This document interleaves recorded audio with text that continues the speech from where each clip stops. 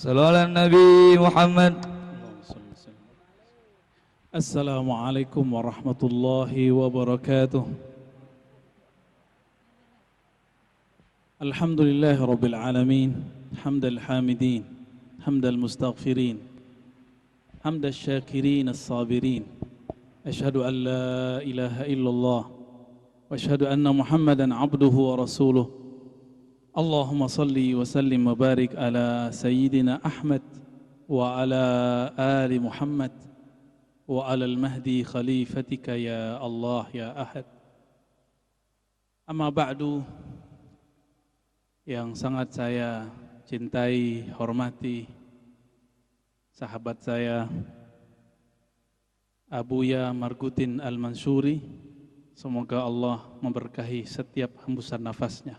Amin ya rabbal alamin. Begitu juga kepada umara, saya kaget juga ternyata ulil amrinya di sini seorang perempuan. Semoga bisa bekerja sama dengan para kiai. Amin ya rabbal alamin. Dan jajarannya, Pak Camat, Pak Polisi, Pak Tentara, saya nggak bisa nyebutin atu-atu Pak ya. Begitu juga kepada wakil-wakil kita di DPRD sana, semoga bisa menyuarakan suara bukan hanya partai tapi suara umat. Amin ya rabbal alamin. Dan yang paling spesial untuk Ananda yang sedang wisuda, baik wisuda setelah 6 tahun di sini, wisuda Quran, begitu juga wisuda Amsilati. Wisuda itu bukan segala-galanya, tapi kalau nggak wisuda, segalanya itu juga nggak didapat. Jadi memang harus dilalui. Alhamdulillah di tengah pandemi, tidak hanya pandemi di negeri kita, ini global. Kalau kiai biasanya nggak berani minta pandemi diangkat, Bu Bupati. Kenapa? Ini udah takdirnya. Salah satu adab menerima takdir ridho. Kalau sudah ridho ya sudah kita berdamai. Makanya saya yakin sebagian kita ini paling males pakai masker, benar nggak?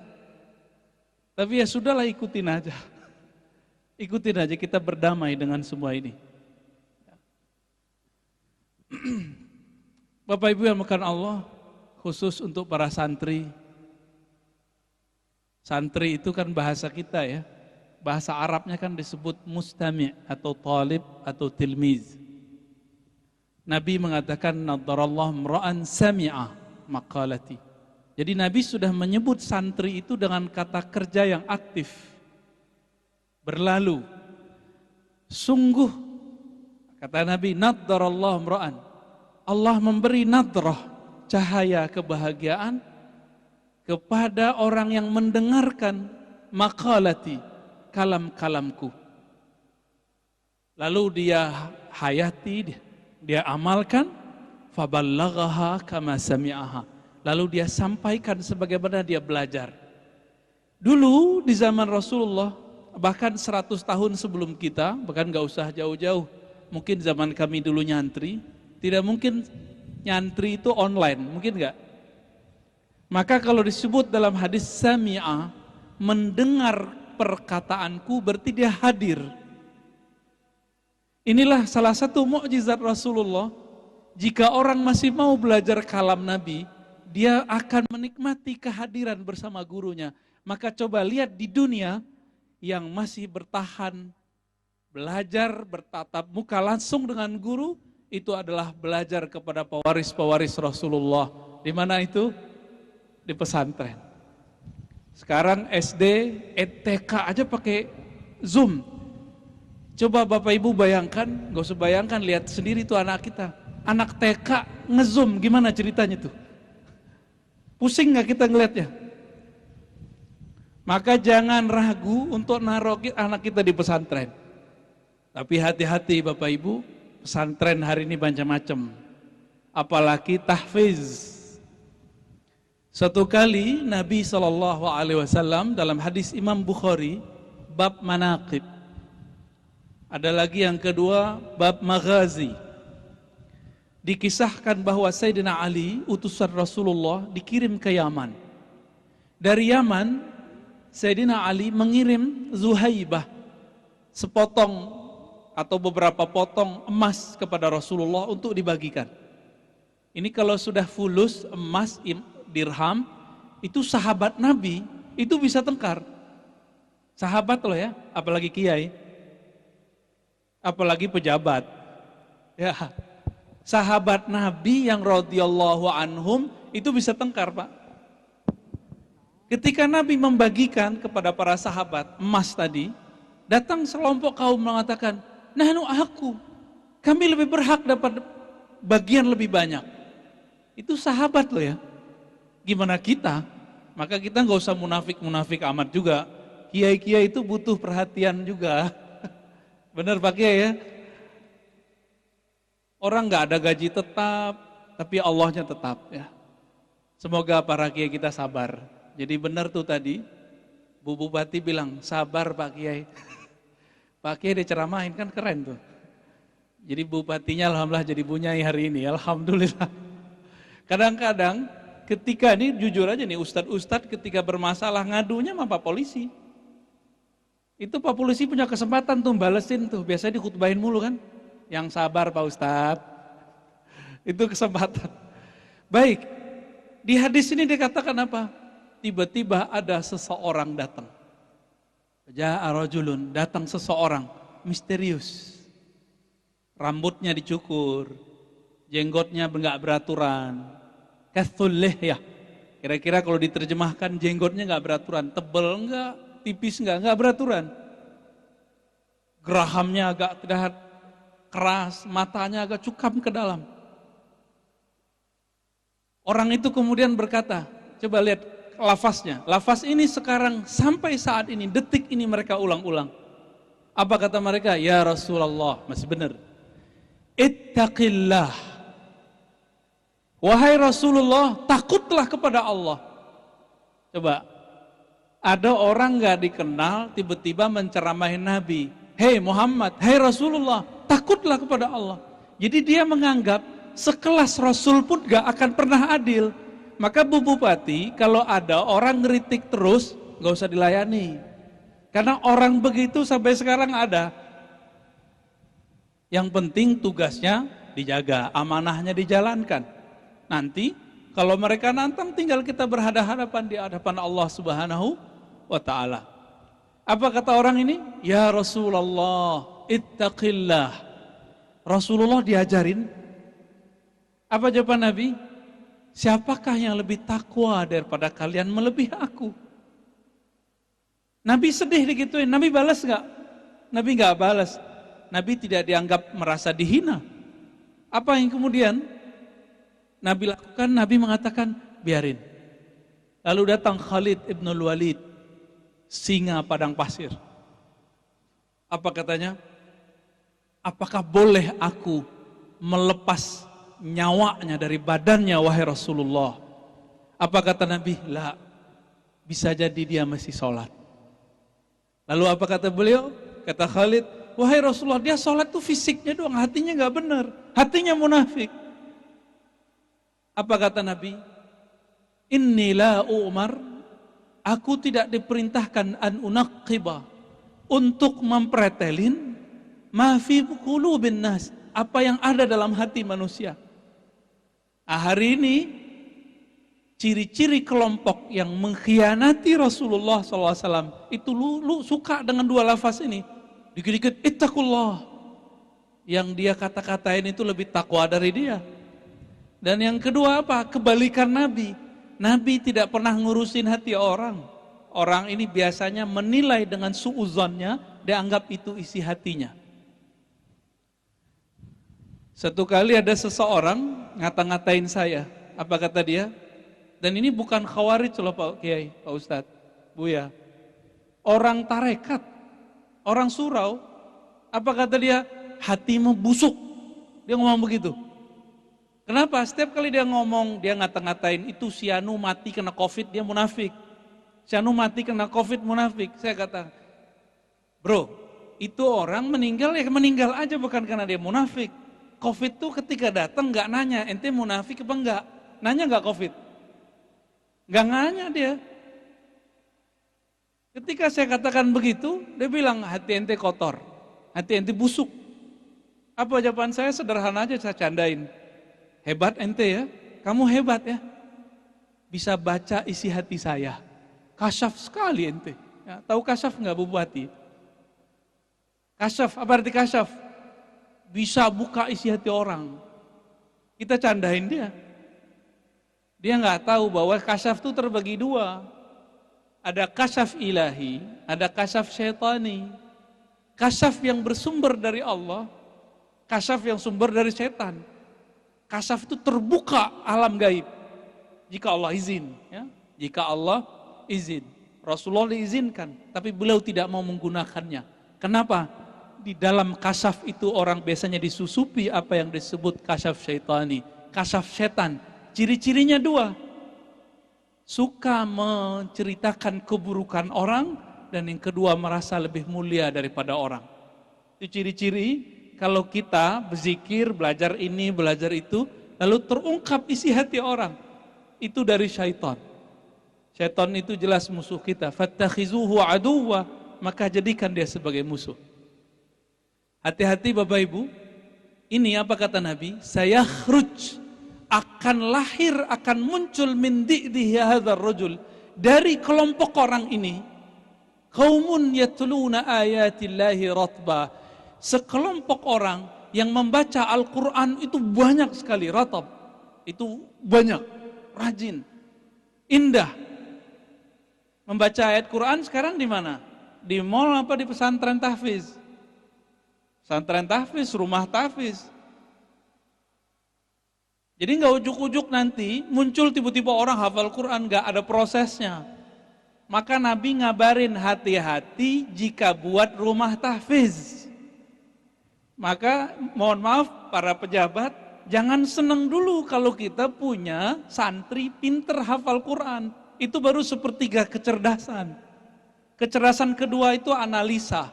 Kecerdasan ketiga gabungan antara hafalan dan analisa. Jadi ibu-ibu, bapak jangan senang dulu anak kita hafal juz amma, itu belum segala-galanya. Karena nanti khawarij, kelompok teroris yang membunuh-bunuhi ulama nanti di akhir zaman, itu mereka yang hafal Quran. Yang membunuh Sayyidina Ali hafal Quran. Itu kata Nabi, la yujawiz hanajirahum.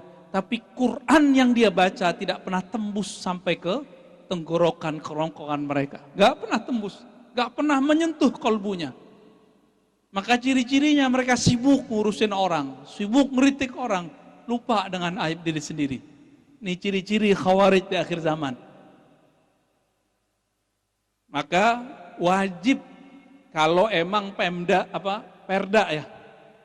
pesantren ini dibuat, jangan sampai kesusupan Pak Kiai.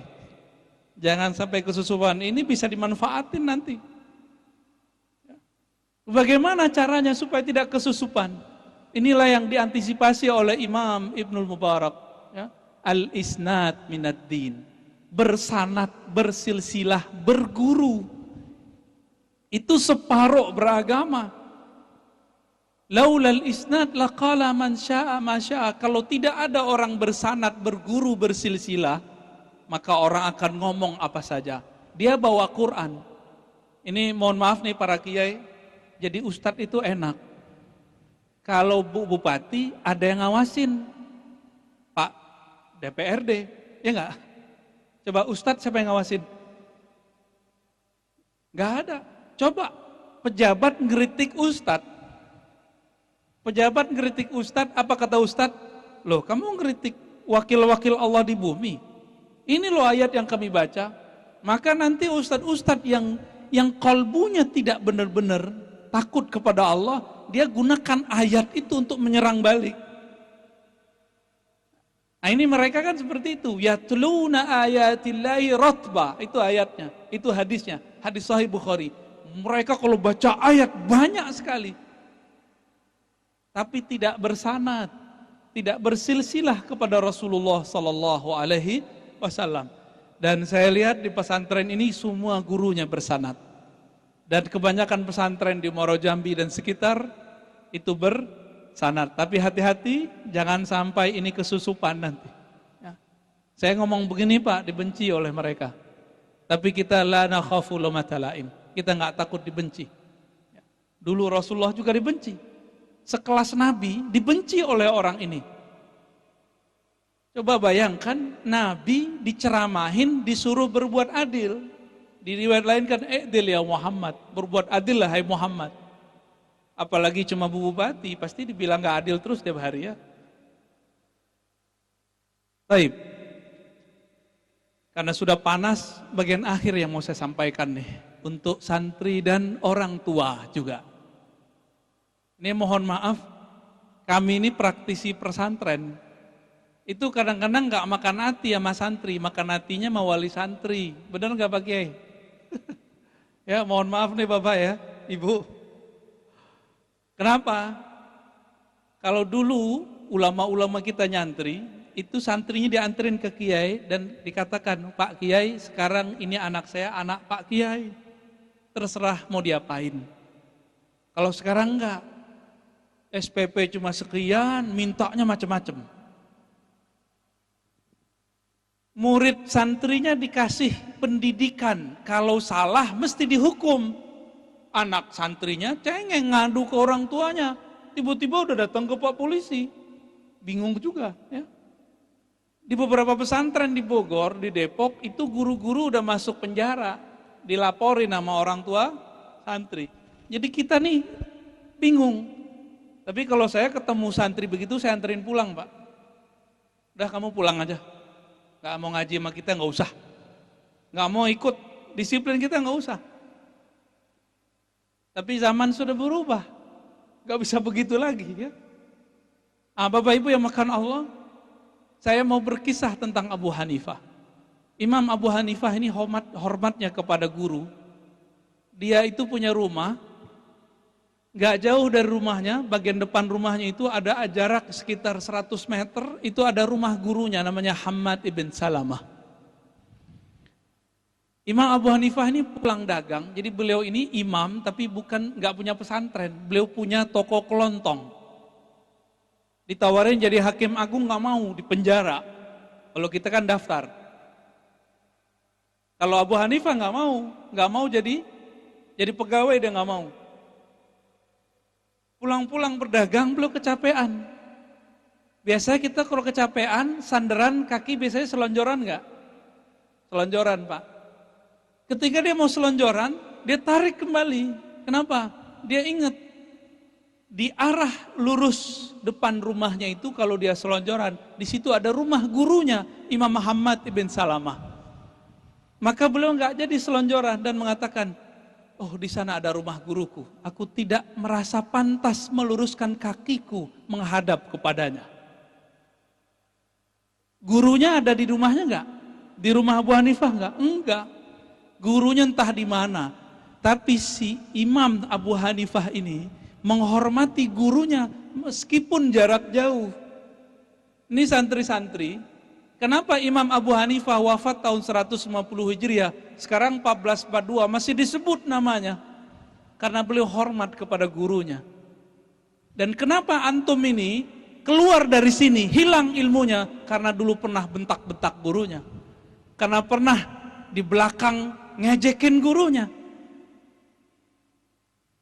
Pinter, oke, keminter, hilang keberkahannya. Jadi kalau tadi al-barakah itu fil khidmah, saya tambahkan al-barakah fil hurmah, fil ihtirami wal hurmah. Keberkahan itu ada dalam menghormati.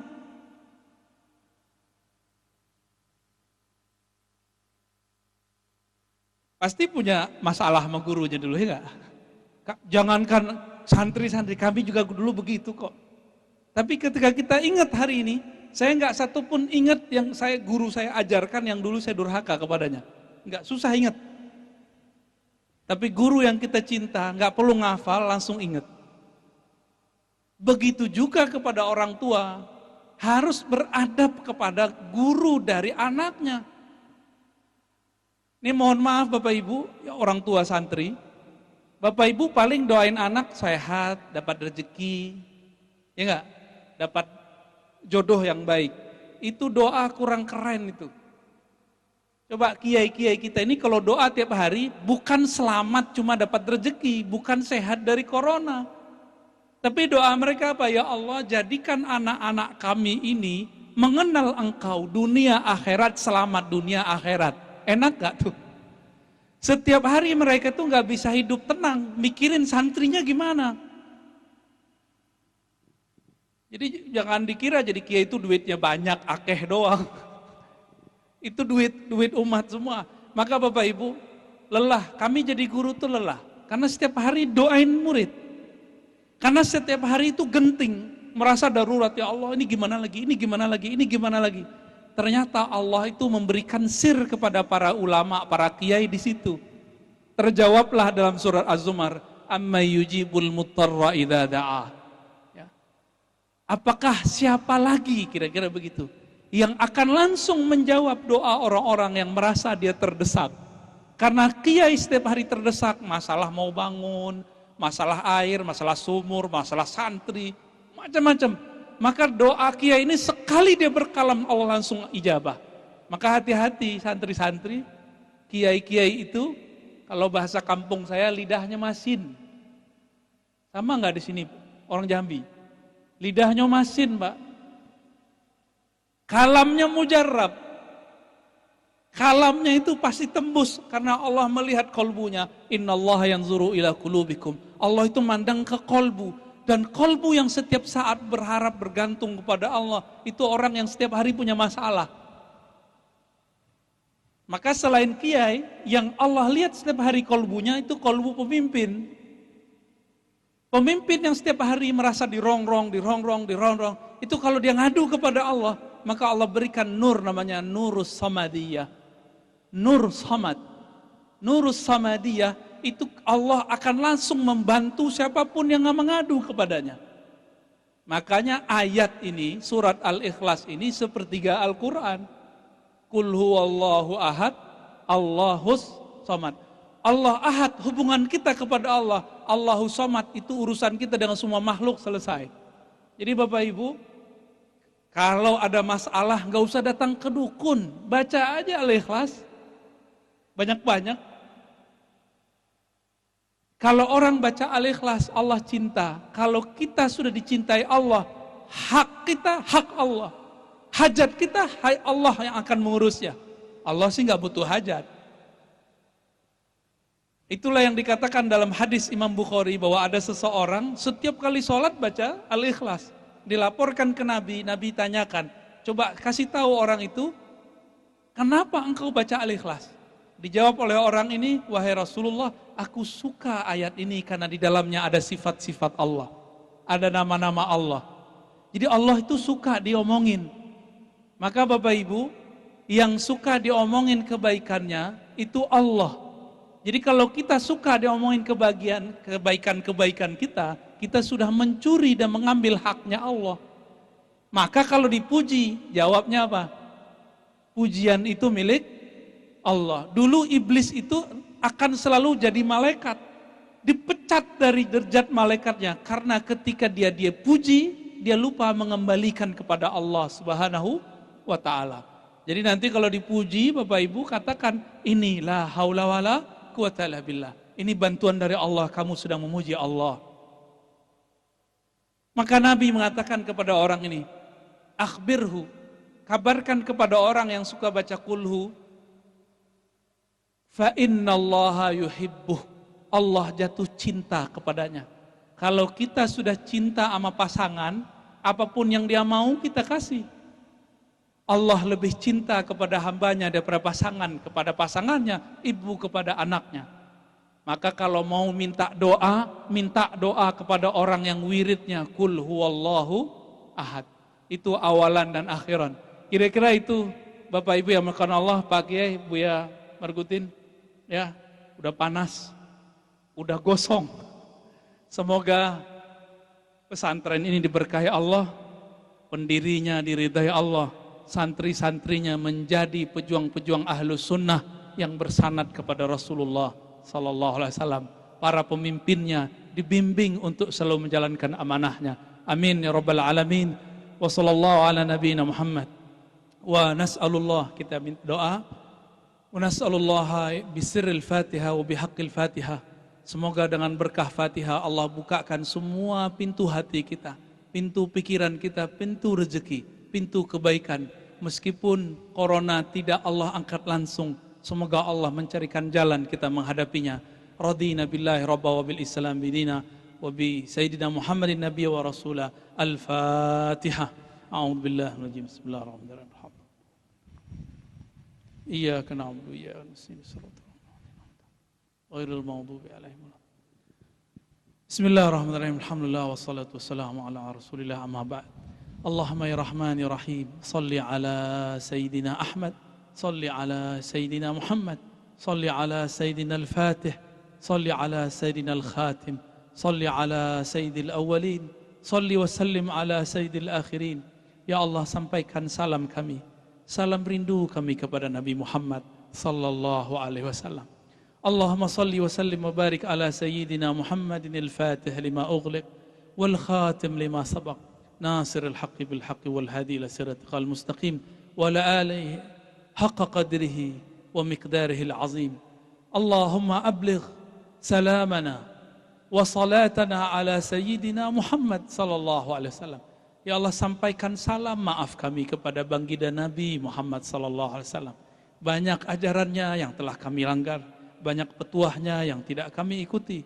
Bantu kami ya Allah untuk menyampaikan salam rindu kami, salam maaf kami kepada baginda Nabi sallallahu alaihi wasallam. Ya Sayyidana ya Rasulullah, ishfa' lana fid dunya wal akhirah.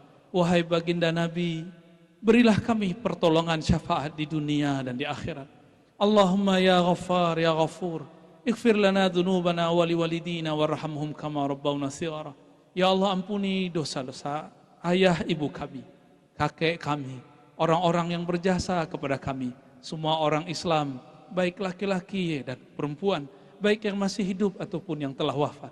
Allahumma ya muqallibal qulub, wahai yang membolak-balik hati, tsabbit qulubana ala dinika wa ta'atik. Tetapkan hati kami untuk tetap tunduk kepada Engkau ya Allah, dan wafatkan kami dalam husnul khatimah. Ya Allah, nawwir qulubana. Ya Allah, wahai yang pemilik nur, wahai semua nur bersumber kepada Engkau, maka berilah cahaya nur itu ke dalam kalbu kami. Terangi pikiran kami, terangi pikiran anak kami, santri kami, terangi hati para pemimpin kami, guru-guru kami, ulama-ulama kami. Allahumma ya Rahman ya Rahim, Allahumma wafiqna wa ahlana wa zurriyatina li ta'atik. Allahumma adfa'anna kulla syarrin. Ya Allah, tolaklah daripada kami, jauhkanlah daripada kami semua mara bahaya yang kami tahu, yang kami tidak tahu. Wa nas'alukal khaira kullahu mimma alimna wa mimma na'lam. Dan kami minta keberkahan mutlak dari Engkau ya Allah, baik yang kami sadari ataupun yang kami tidak sadari. Rabbana atina fid dunya hasanah wa fil akhirati hasanah wa qina adzabannar. Wa sallallahu ala sayyidina Muhammad wa ala alihi wa ashabihi wa li baitihi wa zurriyyatihi ajma'in. Walhamdulillahi rabbil alamin. Akhir kata dari kami, assalamualaikum warahmatullahi wabarakatuh.